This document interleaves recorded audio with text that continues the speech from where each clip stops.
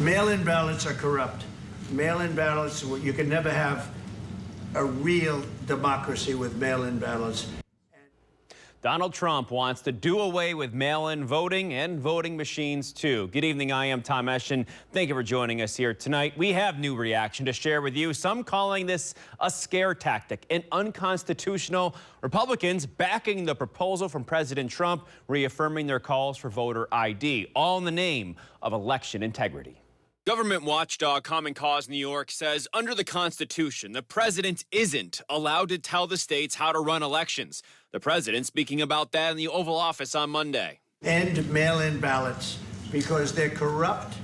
And you know that we're the only country in the world, I believe, I may be wrong, but just about the only country in the world that uses them. So the United States is one of, I think, over 30 countries that uses mail-in ballots. And so this sudden alarm does not make any sense and isn't based on any facts. State Republicans like Assemblyman Chris Tague often outspoken on the floor about this, in this case talking about ballot boxes. We're talking about convenience for democracy.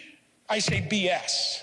So if you're getting a mail-in ballot, how are we going to verify that that's the actual person that voted? What do you make of him trying to impose the presidential office on something like this?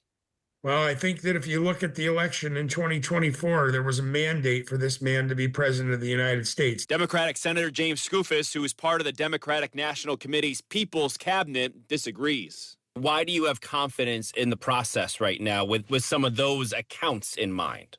Because the data is very clear that what you just described happens so exceedingly rarely that you shouldn't throw out entire programs. He said the concerns which motivate the calls for voter ID can be answered via ERIC, or the Electronic Registration Information Center, which involves 25 other states.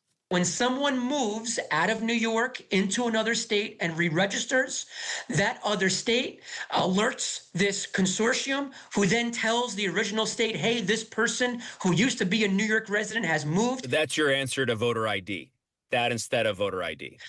This is the policy answer, the correct answer to cracking down on those rare instances where there is voter fraud.